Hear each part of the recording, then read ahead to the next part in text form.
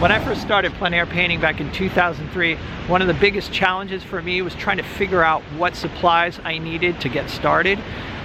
It can be really intimidating if you walk into an art store or you look at an online art store. There are so many different paints, so many colors, different easels, canvases, panels. So this video is aimed at the beginner to kind of give you an idea of what you need to get started.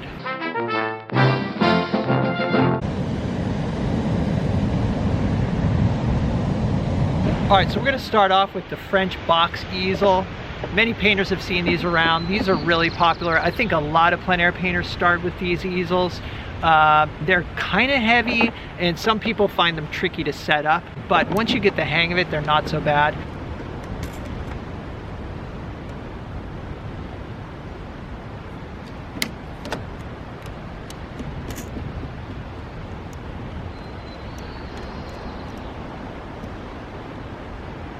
It comes with its own palette, which fits into this drawer, and you can hand hold it, but most people will just set it on the drawer here. This is a channel for holding stretched canvas, so it's kind of wider, and then these little clips here for holding panels.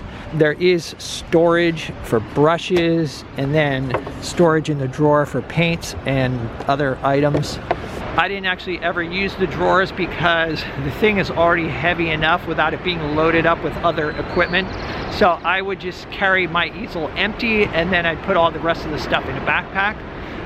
This easel is actually a really good place to start. Now that I've set it up, there are a couple really nice things. One, I think they look kind of cool. They have a very classic look. Number two, you can paint fairly large canvases on these, whereas some of the other, like say Pochade boxes, they're sort of more limited to smaller sizes. So this is really a good option. I would say it's probably the best option if you're a beginner. But let's take a look at one of the tripod systems. Here's the one I use. It's a folding palette, which I carry in a canvas bag, and then a panel holder that's attached to a photography tripod.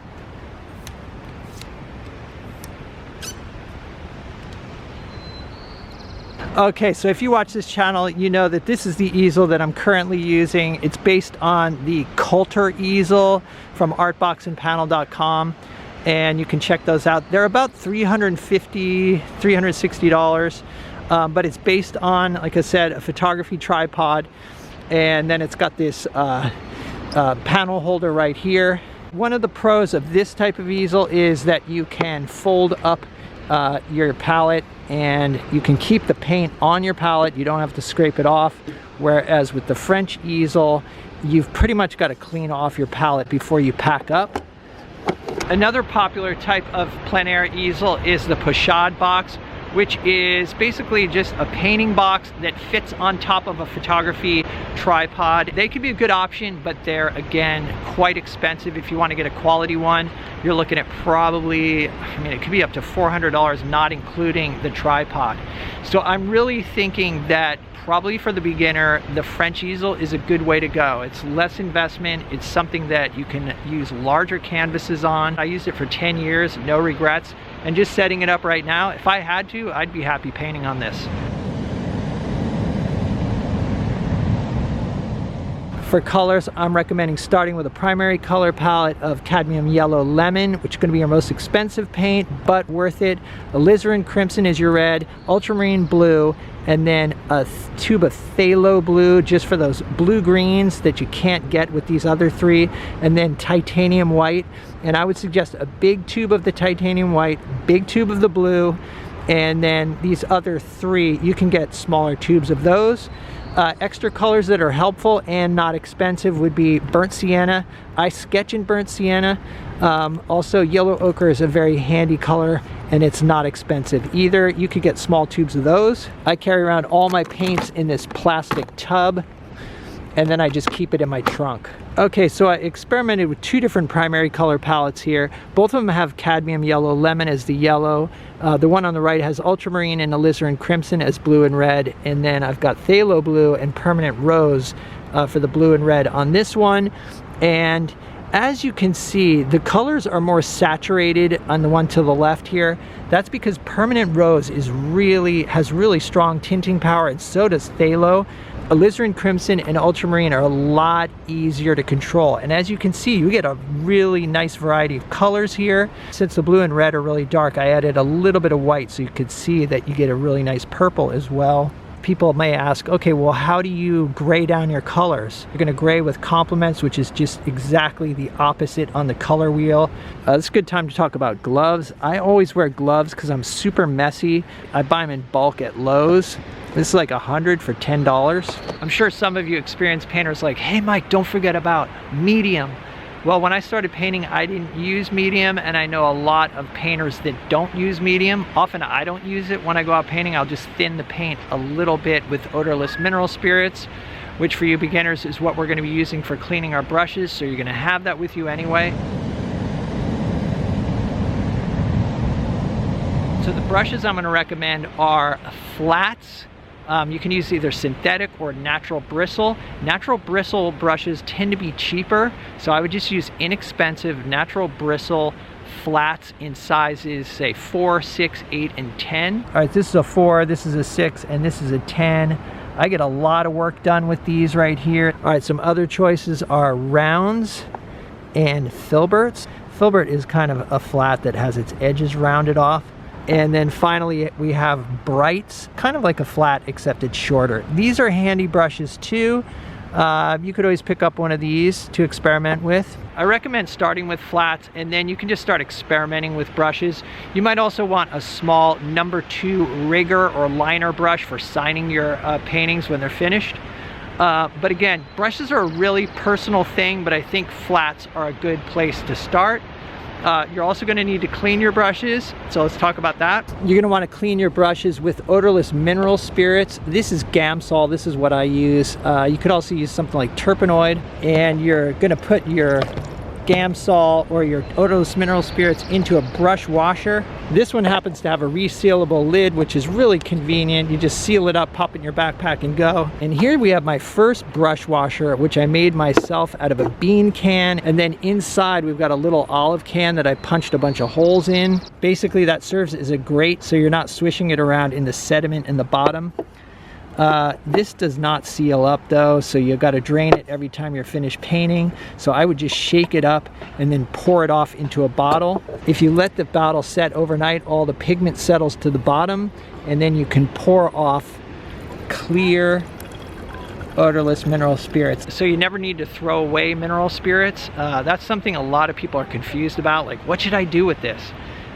You just keep on recycling it until it's gone. One other handy item for brushes is I just have a section of PVC pipe that I put in my backpack, and then I put my brushes into this PVC tube, and that keeps them protected so the bristles don't get messed up. Some people like rags for cleaning their brushes or drying their brushes after they've been washed.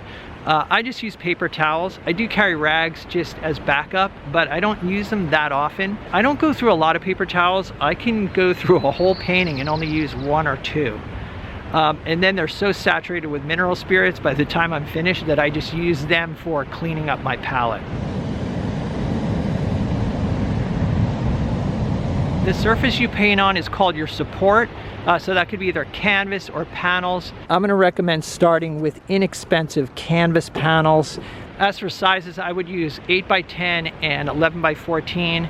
I'd really lean towards 11x14 actually. I think sometimes painting on a smaller panel can be frustrating. So I think 11x14 is a nice, small, manageable size, but it's not so small that you're kind of picking around at little shapes, which can be really difficult for a beginner. So I'd say just a bunch of 11x14 inexpensive canvas panels from somewhere like Blick or Utrecht or Michaels or whatever. Inexpensive, they don't take up a lot of space, and you'll be free to experiment with them without worrying about wasting a lot of money. And as far as carrying your panel home when it's wet, it's good to have a wet panel carrier. These are typically made out of plastic, and then you can just slide panels in here. This one can hold up to 4 panels.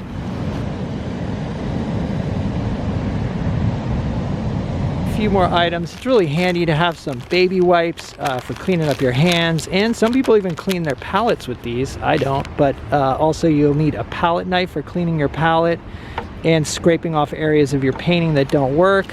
Extra gloves in a little bag.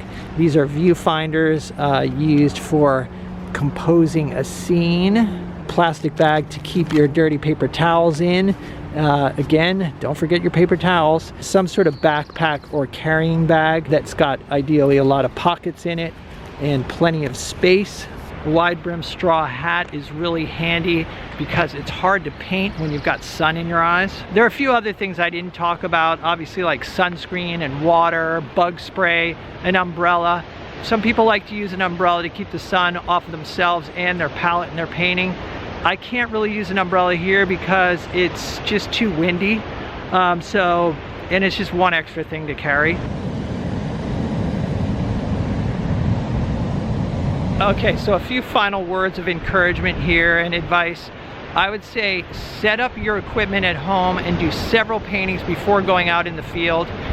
If you have experience painting and you just haven't done plein air painting, then you can jump right into it. But if you're a new painter, it really helps to set up at home and experiment without dealing with wind and people and changing light conditions. So paint from a few photographs till you feel comfortable and then take your setup outside. And that's one of the nice things about the setups I've talked about. They can be used at home as well, and they're easy to like pack up and store away. They don't take a lot of space. So yeah, do some experimentation at home, and then when you do get outside, you know, it's helpful to go with friends, especially the first time, even if your friends aren't painting. But if you can find painters to paint with, that's even better. So anyway, I'm sure there's some experienced painters who want to make suggestions in the comments, so go ahead and do that. And if you're a beginning painter and you want to hear more information, more helpful information, let me know what that is down below. And as usual, thanks for hanging out, guys. I will see you in the next video.